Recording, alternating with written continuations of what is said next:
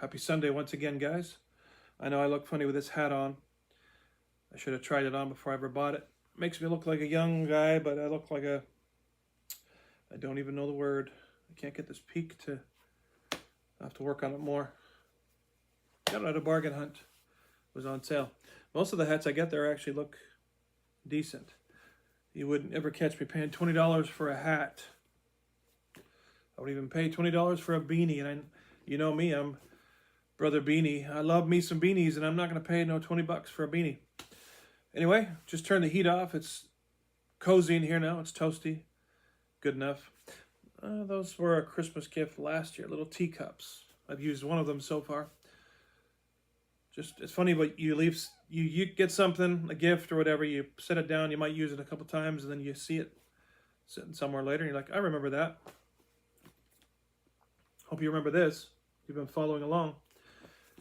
It is exactly the middle of December of 2024. That should give you an idea what day it is. If you look at your calendar, you'll know. This is the Daily Wisdom for Men Devotional. It's the 2016. If you can, I don't know if you can see it. There you go, at the bottom. The lighting is good enough today in here. You can see it. We are on,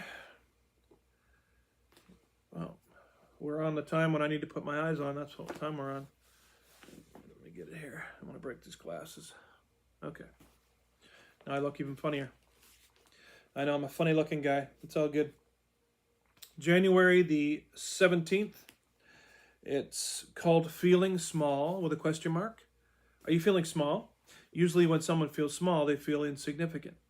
In the class that I taught today at Sunday school, we talked about rejection, the spirit of rejection, and how it comes in and how people feel rejected and what people do because of that and what other problems in their life may arise because of that rejection. Then that subject branched off into money, and we actually got into Hollywood a little bit, and movies and the love of money and stuff like that. It really jumped all around today, so it's pretty neat. There's my Christmas tie. 10 days till Christmas. That's what the date is today. You should know. I have so many of these I need to yet wear in 2024. I might just do a bunch of videos with a dress shirt on and different colored ties. It'll give me a break from having to choose which other clothes to wear. But anyway, the third and fourth verses in Psalm 8, we're going to read all of that. But at the top of the page right here, this little paragraph, it says, "When I consider your heavens, the work of your fingers, the moon and the stars, which you have set in place. What is mankind that you are mindful of them, human beings that you care for them?" In God's universe, we are very small. And yet we small particles of dust because we're made from the ground, but we are but dust.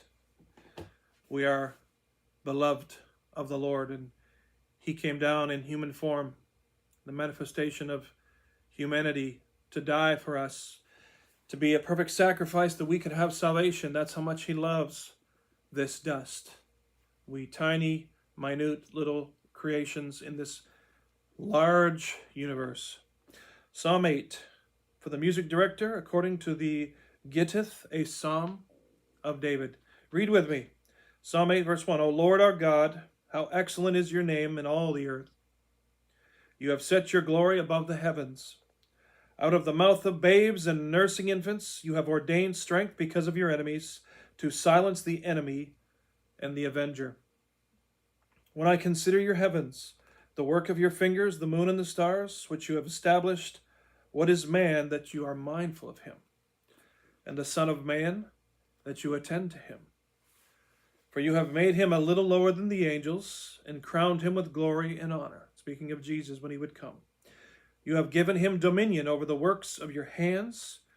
You have put all things under his feet, all sheep and oxen, and also the beasts of the field, the bird of the air and the fish of the sea, and whatever travels the paths of the sea. O Lord our God, how excellent is your name in all the earth. There you go. If you stay tuned for this video and listen to that, you've got a psalm into your spirit today. Ooh-ha. That's what little Isaac says for hallelujah. He's getting better, though. He can say hallelujah now, but he used to say it. Ooh-ha. Pretty cute. Feeling small? The story is told of a naturalist named William, I don't know if it's Beebe or Beebe, it's Beebe. I don't know if it's Beebe or Beebe, who was a good friend of President Theodore Roosevelt. After dinner one night, the two men went for a walk. Roosevelt pointed skyward and observed, "That is the spiral galaxy in Andromeda. It is as large as our Milky Way. It is one of 100 billion galaxies. It consists of 100 billion stars, each larger than our sun.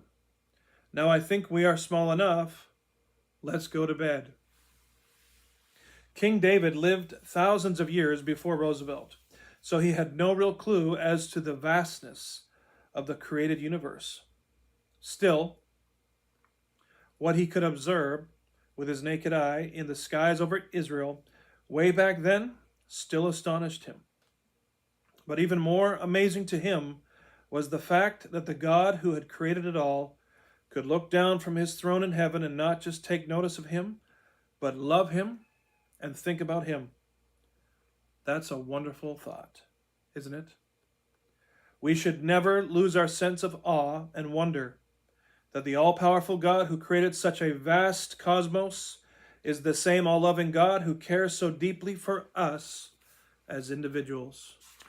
And that is true. Maybe after this video is done or in closing, take a moment. Ponder how small you really are in this universe. You're just a speck. And yet God knows everything about you. He knows all the details about you. He knows what he made you for and his plans for you. Our God is so big, but he comes down to our level, and he's a personal God who cares about things that we say. He cares about things that we do. He cares about our relationships with people. He cares about where we're going. There's just too much to talk about when it comes to God. He's an awesome God, truly. Get to thinking about that. I want you to know that even though you'll see this video next month in 2025, that I am wishing you the very merriest of Christmases. Merry Christmas to you, and have a blast. Have a wonderful New Year 2025, despite I just did some reading today on some news.